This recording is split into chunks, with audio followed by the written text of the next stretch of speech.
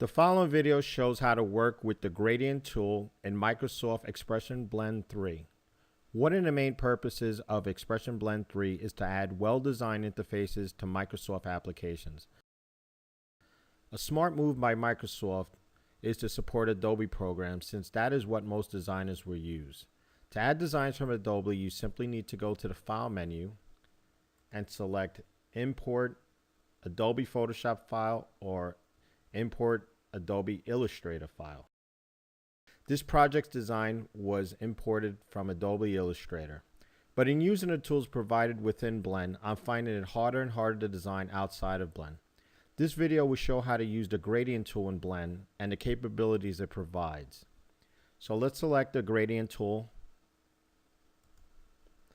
and the first thing you'll notice is the arrow. And instinctively, you can go to the top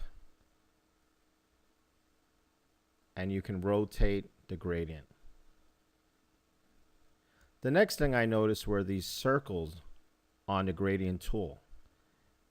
And once I clicked on it, I noticed that the gradient stops within the properties panel became selected. The next thing I noticed was that I was able to actually move these circles and actually place the gradient stops exactly where I wanted. This provides a lot of control when designing interfaces.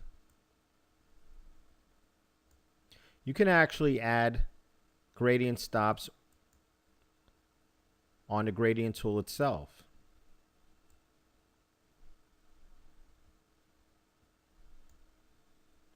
I, for one, like the control that the gradient tool provides you by actually seeing how your changes are affected on the design itself. But if you're from a traditional background, you can go to the properties panel and manipulate it here too.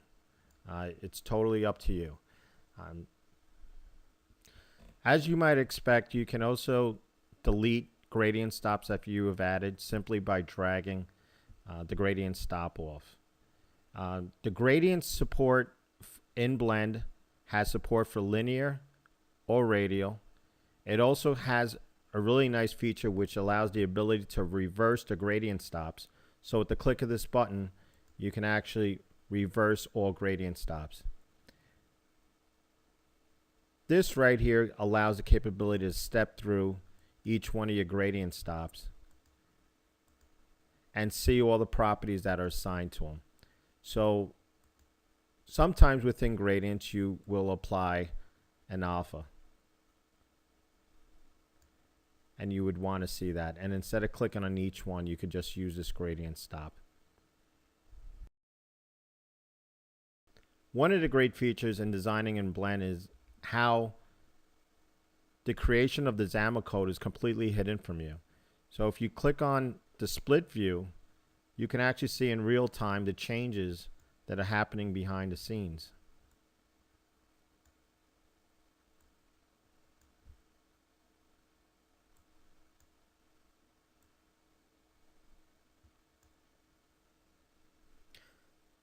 It's very, very intuitive. I would recommend taking a look as you design in the split view to actually see what properties are being affected. That way you get more familiar, and in the long run you have more control.